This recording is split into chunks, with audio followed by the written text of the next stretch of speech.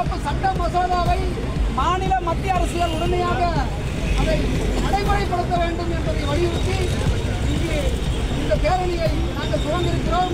இந்த சட்ட மசோதாவை நிறைவேற்ற வேண்டும் என்று சொல்லி வலியுறுத்தி நடக்கின்ற இந்த பேரணி. அதனால் கலந்து கொண்டிருக்கின்ற ஒவ்வொரு வழக்கறிஞர்களையும் ஆர்வத்தோடு கலந்து கொண்டிருக்கிற ஒவ்வொரு வழக்கறிஞரையும் நான் பாராட்டுகிறேன். தொடர்ந்து இருந்து ராமகிருஷ்ணன் அவர்கள் கலந்து கொண்டிருக்கிறார். அவர்கள் தென்காசி மாவட்ட முன்னாள் செயலர். அதைத் தொடர்ந்து திருக்கல்குன்ற வழக்கறிஞர் சங்கத்தில் திருநாவுக்கரசு சட்டம் ஏற்று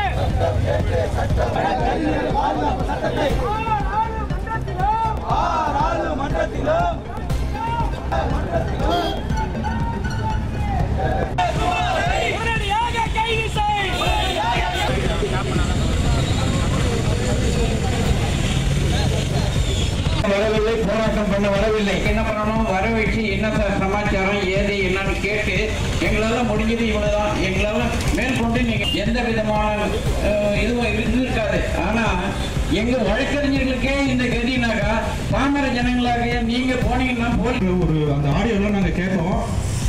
அது மிகவும் கண்டிக்கத்தக்க செயல். சட்டம் அனைவருக்கும் சமம்.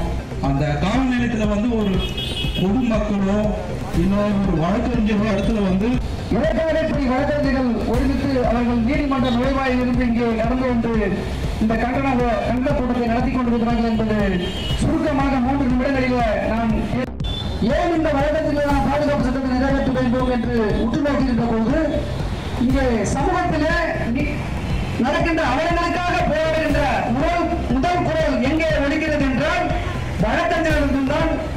இங்கே சமூகம் இங்கே முன்னாள் வழக்கறிஞர் சங்கத்துடைய தலைவர் என்ற முறையிலும் தமிழ்நாடு பாண்டிச்சேரி கூட்டமைப்புடைய துணைத் தலைவர் என்ற முறையிலும் என்னை இங்கே அழைத்திருக்கிறார்கள். நான் இந்த கூட்டத்திலே பங்கெடுப்பதிலே உண்மையாகவே வழக்கறிஞர்களுக்காக குரல் கொடுப்பதிலே நான் மற்ற பெருமிதம் கொள்கிறேன்.